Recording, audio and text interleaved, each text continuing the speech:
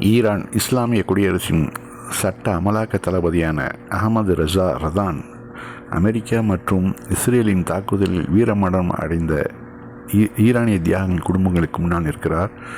அவர் நன்றிக்கடனாக இறைவனுக்கு சிரம் தாழ்த்தினார். இந்த நாட்டுக்காக உயிர் துறந்த அந்த மக்களுக்காக நான் தலைவணங்குகிறேன். அவர்களின் வாரிசுகளுக்கு எங்களது ஆழ்ந்த அனுதாபத்தை தெரிவித்துக் கொள்கிறேன் என்றும் சொல்கிறார்.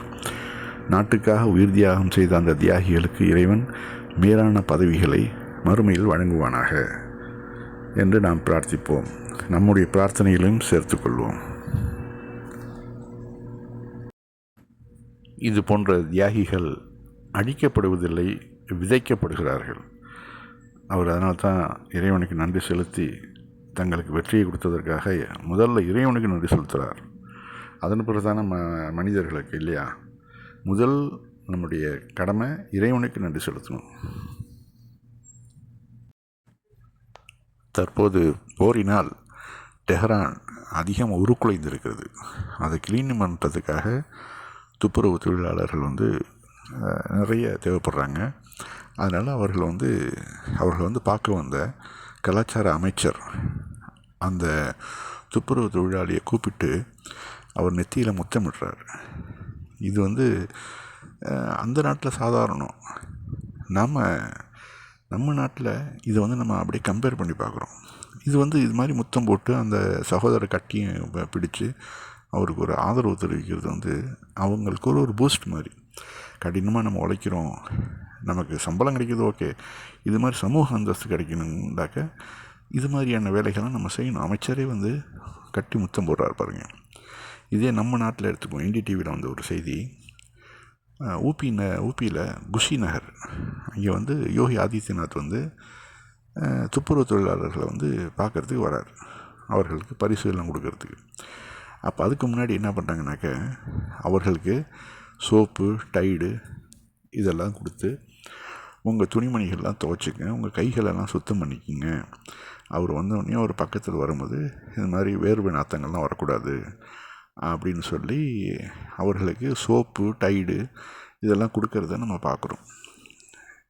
நம்ம நாட்டில் எந்த அளவு துப்புரவு தொழிலாளர்களை கேவலமாக பார்க்குறாங்கங்கிறதுக்கு இதெல்லாம் ஒரு உதாரணம்.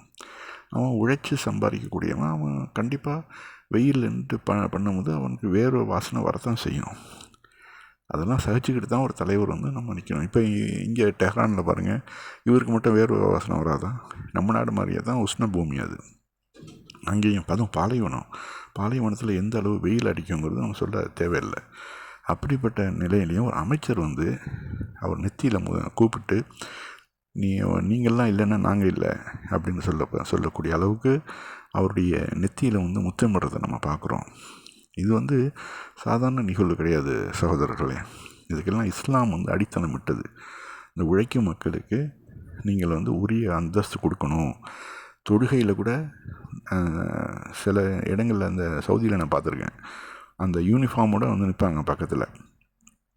அப்போ சவுதிகள் நல்லா நீட்டு ட்ரெஸ் பண்ணிட்டு அத்தர் மனத்தோடு நிற்பாங்களா. அப்போ இந்த சங்கோஜப்பட்டுக்கிட்டு இந்த துப்புரவு தொழிலாளி கொஞ்சம் விலகி நிற்பார். உடனே அந்த சவுதி அவரை பிடிச்சி இழுத்து பக்கத்தில் நிற்க வைப்பார். ஏன் விலகி போகிற, பக்கத்தில் வா அப்படின்னு சொல்லி. ஏன்னா நபிகள் நாயகம் ஒருத்தன் தொழுகும் போது ஒருத்தன் இடைவெளி விடக்கூடாது, அவர்கள் தோளோடு தோல் ஒட்டி நிற்கணும் அப்படின்னு கண்டிஷன் போட்டிருக்காங்க. அந்த நன்மை போயிடக்கூடாதுங்கிறதுக்காக தான் இது மாதிரியான ஏற்பாடுகள். கூகுளில் சர்ச் பண்ணாக்க, இடியட்டுங்கிற வார்த்தையை வச்சு சர்ச் பண்ணாக்க ட்ரம்ப்போட ஃபோட்டோ விழுவுது.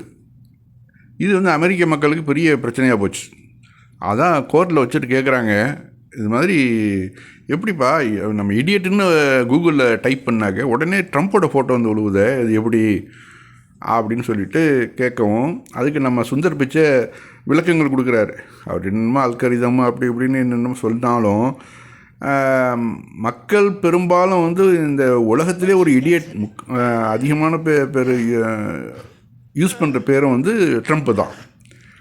ஸோ மக்கள் சர்ச் பண்ணும்போது இப்போ ஒரு கட்டுரையே வருது, இப்போ ட்ரம்ப் இடியட்னு சொல்லிட்டு வரிசையே கட்டுரைகள் ஒரு 100, 1000, 2000 அப்படின்னு லட்சம் அப்படி போச்சுனாக்க நீங்கள் சர்ச் பண்ணும்போது ஆட்டோமேட்டிக்காக அதான் விழுவும்.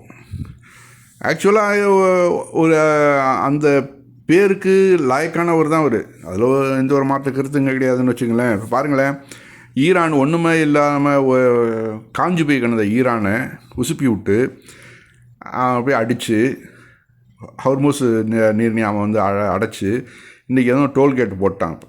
இன்றைக்கி வந்து இனிமேல் வரிசையாக ஓமானுக்கும் ஈரானுக்கும் பாதி பாதி காசு போகும்.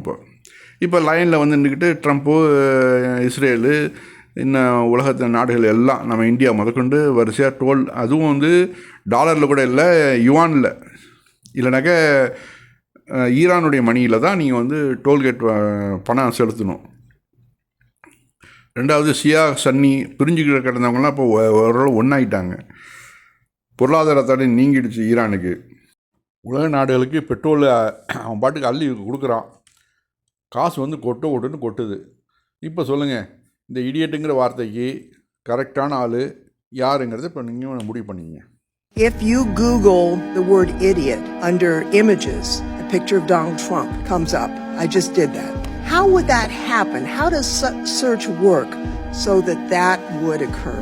We provide search today for any time you type in a keyword. We, as Google, we've gone out and crawled and stored copies of billions of web pages in our index, and we take the keyword and match it against web pages and rank them based on over 200 signals. Things like relevance, freshness, popularity, how other people are using it, and based on that, at any given time, we try to rank and find the best results for that query. And then we evaluate them with external raters to make sure that, and they evaluate it to objective guidelines.